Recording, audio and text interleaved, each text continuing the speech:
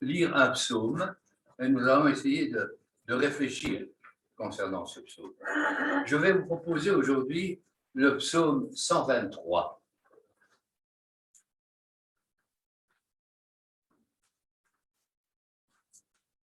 Vous avez remarqué, il n'est pas très très grand, il n'y a que 4 versets. Ce n'est pas très long. C'est le cantique des degrés. Ça veut dire quoi les degrés? C'était le moment où les pèlerins se rendaient vers Jérusalem pour adorer. Et ce sont différentes étapes, et au travers de ces étapes, ce sont des étapes qui montrent notre progression spirituelle, ce sont des étapes qui marquent aussi où le Seigneur peut nous interpeller. Et dans ce cantique, dans ce psaume, il dit ceci: « Je lève mes yeux vers toi qui sièges dans les cieux. Voici, comme les yeux des serviteurs sont fixés sur la main de leur maître, et les yeux de la servante sur la main de sa maîtresse, ainsi nos yeux se tournent vers l'Éternel, notre Dieu, jusqu'à ce qu'il ait pitié de nous. Aie pitié de nous, Éternel, aie pitié de nous, car nous sommes assez rassasiés de mépris.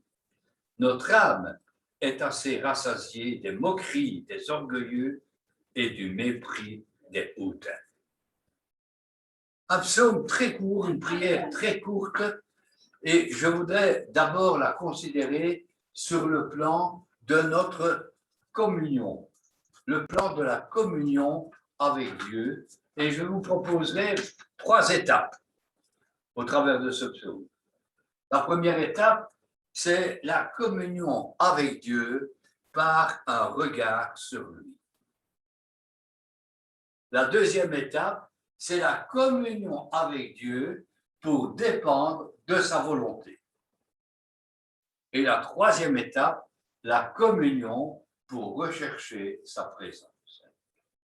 Et au travers de ce psaume, nous allons retrouver le thème de communion, mais à un certain moment, on va en quelque sorte dévier.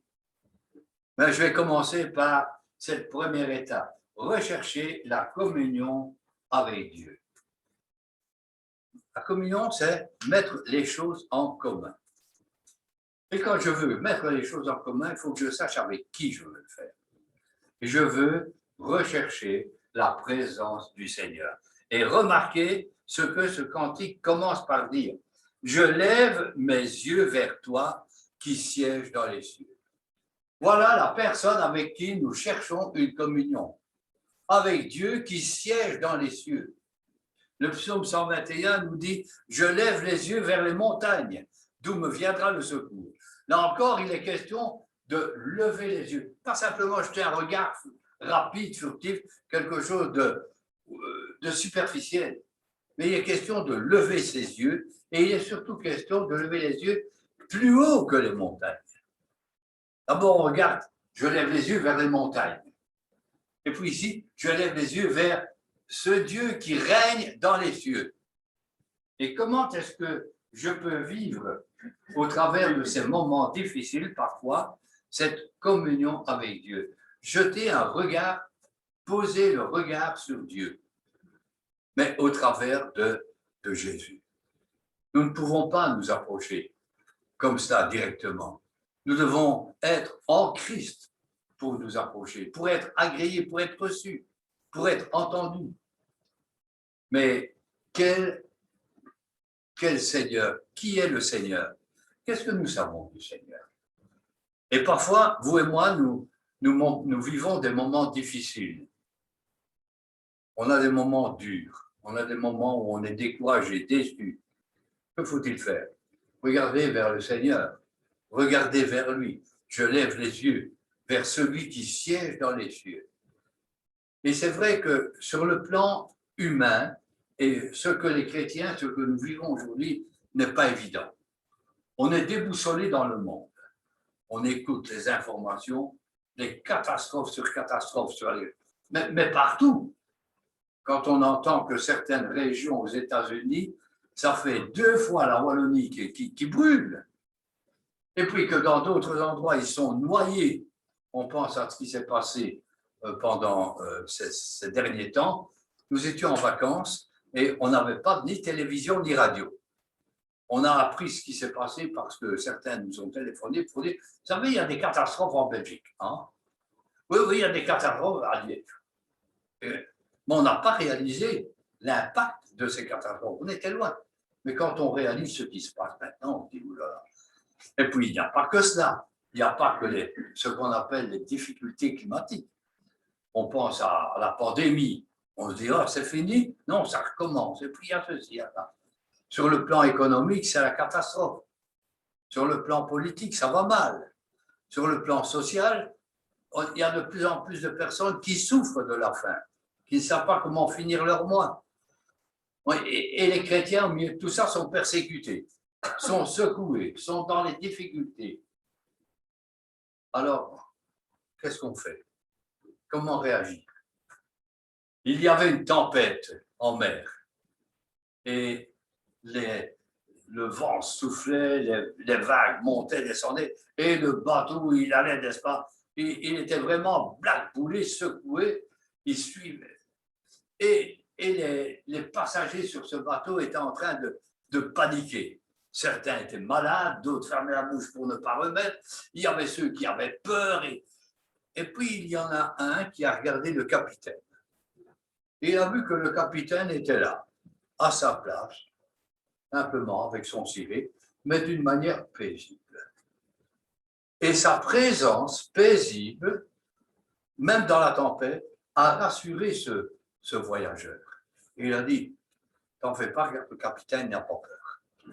Garde le capitaine. Et je pense que dans un moment, alors que nous traversons, que le monde traverse des tempêtes, on peut aussi nous regarder vers le divin capitaine.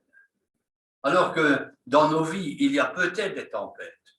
Je lève les yeux vers celui qui siège dans les cieux. Qui est celui qui siège dans les cieux? Portez les regards, l'apôtre écrira aux Hébreux de regarder vers Jésus.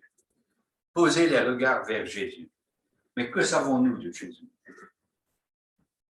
Que savons-nous? Relisons simplement l'Épître aux Hébreux. Et l'Épître aux Hébreux va nous dire que Jésus, il est d'abord l'auteur de notre salut éternel. Il est le prince de notre salut. Il est le capitaine de notre salut. La Bible dit, et c'est Hébreux chapitre 5, verset 9, ou Hébreux 2, 10, qui dit, il est le prince, il est l'auteur de notre salut. C'est lui qui nous a sauvés. C'est lui qui est venu à notre rencontre. Mais il est aussi le souverain sacrificateur, celui qui peut se présenter devant Dieu et qui peut en quelque sorte nous représenter. Être souverain sacrificateur n'est pas donné à tout le monde. C'est Dieu qui choisissait le souverain sacrificateur. Il avait choisi Aaron, souvenez-vous. Il avait dit, toi, tu seras le souverain sacrificateur, et personne d'autre.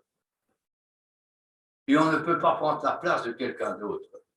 Et Jésus ne donne pas sa place. Il est le souverain sacrificateur, choisi par Dieu et qui nous représente devant Dieu.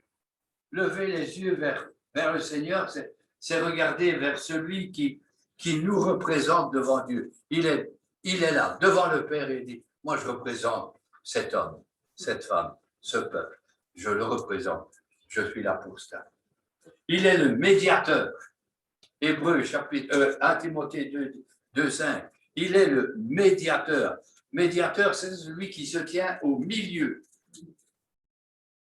Et c'est lui qui, en quelque sorte, va faire le lien entre Dieu, qui nous en veut parce que nous sommes pécheurs, qui doit nous punir parce qu'il est saint et qu'il n'accepte pas le péché. Et l'homme qui est un pécheur et qui se repent, qui prend conscience de sa misère et qui vient vers Jésus. Et Jésus est celui qui va relier et le Père et l'homme pécheur, l'homme perdu. Il est le médiateur, celui qui est au milieu des deux, qui se présente et se présente à Dieu au nom des hommes. La Bible dit aussi qu'il est notre avocat. Jésus est notre avocat. 1 Jean 2, chapitre 1. Il siège dans les cieux. Nous plaidons coupables parce que nous sommes pécheurs. non pas seulement pour tous les péchés passés, mais les péchés commis aujourd'hui. Et parce que nous sommes pécheurs, Dieu dit, mais tu vois, comment puis-je accepter, moi qui suis saint? Et Jésus est notre avocat. Il se présente devant le Père et dit, je prends sa défense. Et il est celui qui intercède pour nous. Alors que même Satan voudrait nous accuser, Jésus dit, non, non, moi je suis celui qui prend sa défense. Et j'aimerais vous dire que Jésus n'a jamais perdu une course. Il n'a jamais perdu une course. Lorsqu'il s'est présenté pour nous, nous avons été acquittés. Dieu a plaidé en Jésus-Christ l'acquittement pour toutes nos fautes. Il est, la Bible dit qu'il est le témoin. Job chapitre 16, versets 18 et 19. Il est le témoin. Job disait, mon témoin dans le ciel. Les hommes accusent Job, t'as péché, tout ça. Non, non, mon témoin, il est dans le ciel, il sait que j'ai rien fait. Nous avons un témoin dans le ciel. Il est témoin de nos souffrances. Il est témoin de nos difficultés. Il est témoin de nos larmes. Il est témoin de voir notre désir d'avancer dans la vie chrétienne. Il peut rendre témoignage. Tu vois cet homme, il veut avancer. Tu vois cette femme, regarde les mobiles de son cœur. Mais Seigneur, je souffre. Nous avons un témoin dans le ciel. Un témoin qui est un témoin à décharge. Un témoin qui va donner ce qui est juste devant le Père. Jésus est aussi le précurseur. Hébreux 6, 20. Il est entré dans le ciel comme notre précurseur. Il est l'éclaireur. Il est parti en éclaireur devant le Père. Et il nous prépare la place. Et il nous dit, voilà, vous pouvez me suivre. C'est libre. Le chemin est dégagé. Avancez. Et il est dans le ciel. Et sa présence dans le ciel est le témoignage et la preuve que vous et moi, nous irons dans le ciel. Vous savez, j'ai déjà pris cette illustration et vous me permettrez si je reviens encore. Ceci, c'est ma vie ou votre vie. Ceci est Jésus-Christ. Lorsque je me place en Jésus-Christ, où il est, je suis. Où il est, vous êtes. Vous êtes en Christ. Il est dans le ciel. Déjà maintenant, vous êtes là. Et un jour, nous allons quitter cette terre et nous savons nous en aller. Parce qu'il est notre précurseur. La Bible le dit d'une manière claire. Il est dans le lieu très saint, dans la présence de Dieu. Jean-Baptiste était précurseur de Jésus sur la terre. Jésus est notre précurseur dans le ciel. Il y a une expression qui est étonnante que nous trouvons en Hébreux 8, 12. 8, 1 et 2. Il est ministre du sanctuaire. C'est une expression étonnante. Jésus est ministre du sanctuaire. Alors, j'ai fait une découverte cette semaine. On m'arrive parfois de lire et d'étudier. J'ai fait une découverte, c'est que chez les Grecs, avant, il y avait un ministère. Il y avait des ministres. Et le ministre, c'est quelqu'un qui est officier d'un service public. Formidable. Mais savez-vous ce qui se passait chez les Grecs pour le ministre? C'est qu'il était ministre à ses propres frais. Ce n'est pas comme nos ministres aujourd'hui. Hein? Il était ministre à ses propres frais. C'est lui qui payait pour remplir ce ministère. Ce n'était pas n'importe qui. Il fallait qu'il ait une certaine aisance. Il fallait qu'il puisse subvenir aux besoins et assumer les charges de sa charge. Jésus est le ministre du sanctuaire. Tout ce qui concerne l'œuvre de Dieu, le sanctuaire, son ministère, il en assume les frais. Il paye pour ça. Il paye pour remplir son ministère. Et maintenant, il est à la droite du Père. Il nous prépare la place. Il remplit un ministère dans le sanctuaire, et ça pour vous et pour moi. Je lève les yeux vers le ciel. Je regarde vers ce Dieu qui règne aujourd'hui au travers de Jésus-Christ. Et là, je peux avoir du secours. Le deuxième point sur lequel je viens rapidement, c'est la communion avec Dieu pour dépendre de sa volonté. Vous avez bien lu dans ce chapitre, dans ce psaume 123, à 4 reprises, il est question des yeux. Je lève mes yeux vers le ciel. Ensuite, il est question le serviteur qui regarde, qui lève ses yeux vers son maître. La servante qui lève ses yeux vers sa maîtresse. Et ensuite, il dit, ainsi nos yeux. Mes yeux, les yeux des autres, mes yeux, nos yeux. Et il se tourne vers le Seigneur. Vous avez déjà remarqué combien on est sensible à des gestes, à des actions. Quand ma femme fait, je sais que je dois faire la vaisselle. Non, ben vous avez compris. On fait un geste et on comprend un regard. Qu'est-ce qu'il veut dire? Ça ne va pas. Nous réagissons non pas seulement aux paroles, mais nous réagissons aux gestes qui sont faits. Et avant, quand il y avait des serviteurs et des esclaves, ils devaient réagir aux gestes de leur maître. Et pour ça, ils devaient les regarder constamment. Et il suffisait que le maître fasse ça, et le serviteur devait le faire.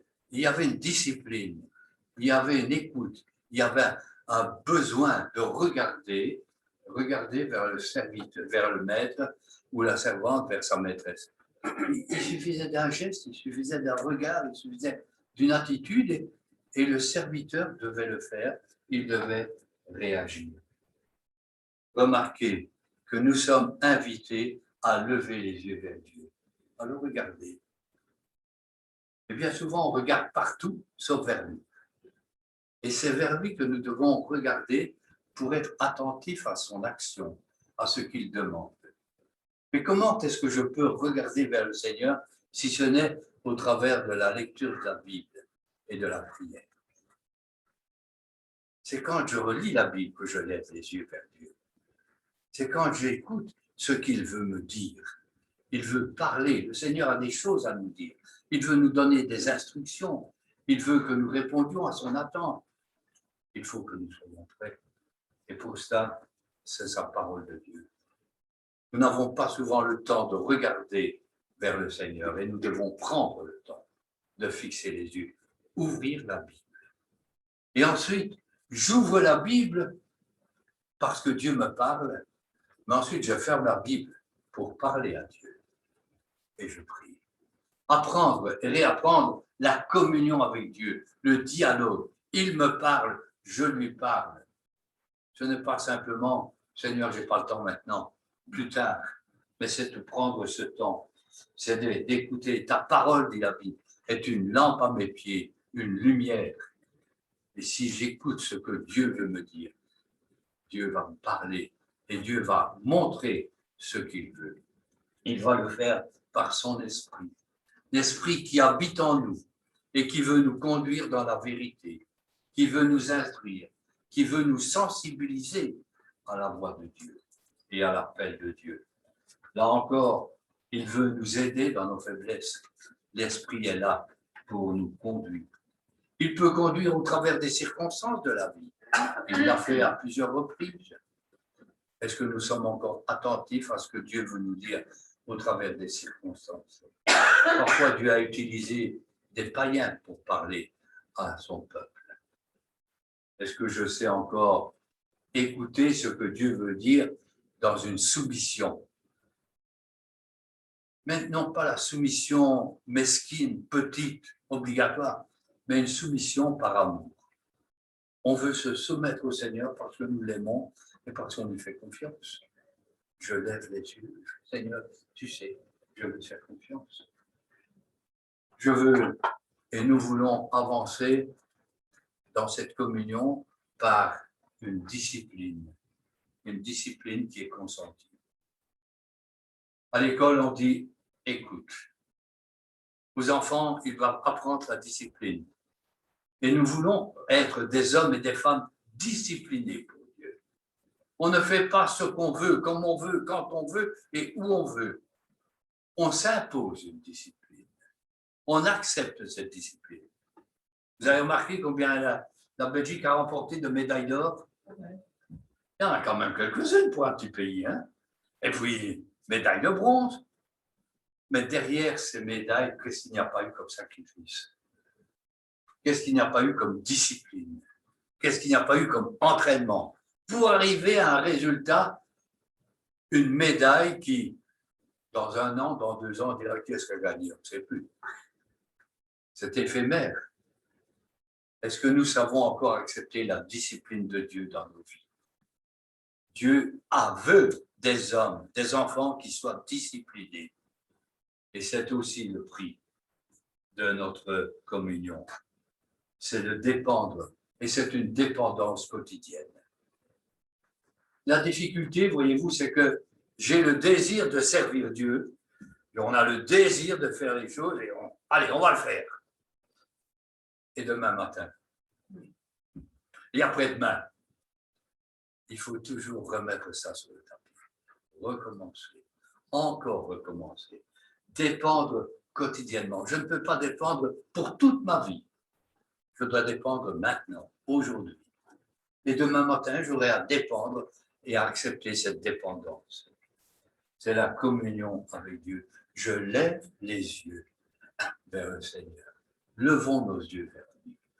Et puis, une troisième chose, c'est la communion par la recherche de sa présence. Nous voulons être des disciples et nous voulons obéir au Seigneur. Nous levons les yeux vers lui. Mais remarquez ce que ce texte dit. Ce texte nous dit « Je lève les yeux et pitié de nous, jusqu'à ce qu'il ait pitié de nous. Nous sommes rassasiés, assez rassasiés de mépris. » Et ici, il n'est pas seulement question de lever les yeux vers une discipline pour un service, mais il est question de lever ses yeux dans l'attente d'une réponse de Dieu. Parce qu'on est dans la souffrance. Je ne connais pas vos souffrances, je ne connais pas vos difficultés, mais vous les connaissez. Et peut-être qu'il vous arrive à certains moments de dire « j'en ai marre, j'en ai assez, je suis rassasié, repu. Seigneur, j'en ai assez de souffrir, j'en ai assez de cette situation. Seigneur, on se moque de moi. On parle des chrétiens qui sont persécutés, qui sont en prison. J'ai entendu le témoignage d'un Indien qui est pris à partie par un gourou. Et ce pauvre chrétien se fait insulter, se fait mépriser, et il a des menaces de mort parce qu'il est chrétien. Et puis nous n'avons pas ça, mais nous avons parfois le mépris des gens hautains. Nous avons les moqueries. Et ça nous fait mal parfois. La méchanceté de ceux qui ne sont pas chrétiens nous fait parfois souffrir. Et parfois on se dit, j'en ai assez, j'en ai jusque là. Je ne peux pas aller plus loin. Je lève les yeux vers le Seigneur jusqu'à ce qu'il réponde, jusqu'à ce qu'il ait pitié de nous. Et le psalmiste, il a ce courage de dire, Seigneur, j'en ai assez. Je suis rassasié de mépris. J'en ai assez de mes souffrances. J'en ai assez des autres qui me font mal. Seigneur, je lève les yeux vers toi. Je regarde vers toi jusqu'à ce que... C'est le regard de la foi. C'est le regard de l'amour. C'est le regard de la communion. Et c'est ce regard que nous voulons fixer sur le Seigneur jusqu'à ce qu'il intervienne. Et ensuite, et le texte va nous dire que le psalmiste qui a écrit cela, il va arriver au bout de sa course. Et ce ne sont pas les difficultés que nous voyons, mais nous voyons Dieu au-dessus de nos difficultés. Et c'est simplement ce que je vous invite à retrouver ce matin. Peut-être que vous le vivez et vous le développez, tant mieux. Mais si quelque part vous dites, j'en ai assez, j'en ai marre, je suis fatigué, je lève les yeux jusqu'à ce qu'il ait pitié de nous. Amen. Un dernier chant, si vous le voulez bien. Toujours ta divine présence. Et on en a besoin.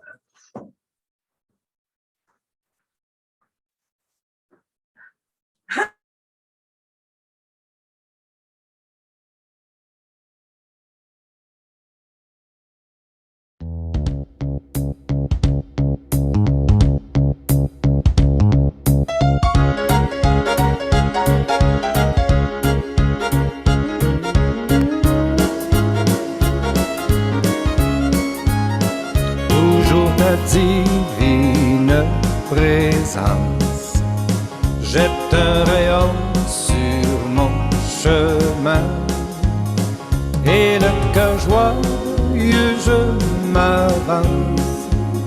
Je n'ai pas peur du lendemain. Où tu voudras, je peux te suivre. Agneau de Dieu, conduis mes pas. Vivre sans toi, ce n'est pas vivre. Je ne puis être où tu n'es pas.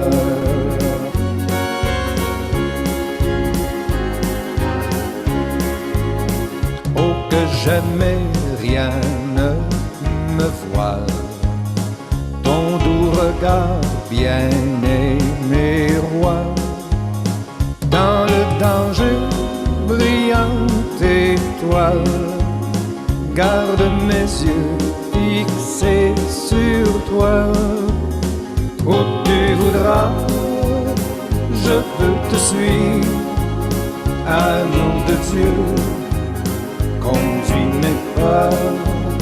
Vivre sans toi, ce n'est pas vivre. Je ne puis être où tu n'es pas.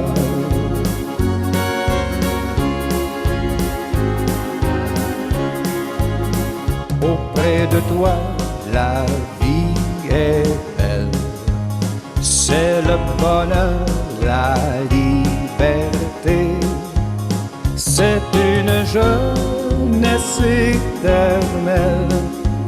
C'est le ciel, la félicité.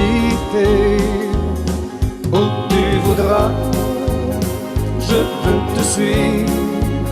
Agneau de Dieu, conduis mes pas. Vivre sans toi, ce n'est pas vivre. Je ne puis être où tu n'es pas. Où tu voudras, je peux te suivre. Agneau de Dieu, conduis mes pas.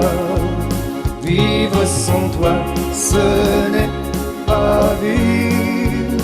Je ne puis être où tu n'es pas.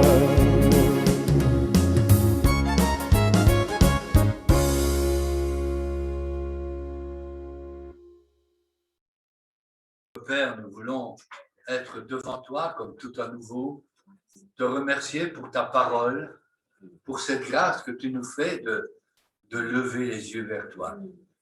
Et nous le faisons au travers de Jésus. Nous le faisons dans la faiblesse humaine, mais dans la force que donne ton esprit. Nous t'apportons nos vies, nous te prions de nous conduire pendant cette semaine, que notre relation avec toi soit intensifiée, que notre communion soit de plus en plus précise, authentique. Nous en avons besoin. Nous te prions de nous bénir, de bénir les frères et sœurs qui sont absents, qui sont dans la souffrance, qui sont éprouvés. Nous te prions pour eux. Nous te prions, te remercions pour ton Église universelle, pour ce peuple que tu prépares pour te rencontrer. Merci parce que nous avons l'espérance que non seulement tu vas venir nous chercher, mais que nous serons toujours avec toi. Alors, merci de tout notre cœur. Amen.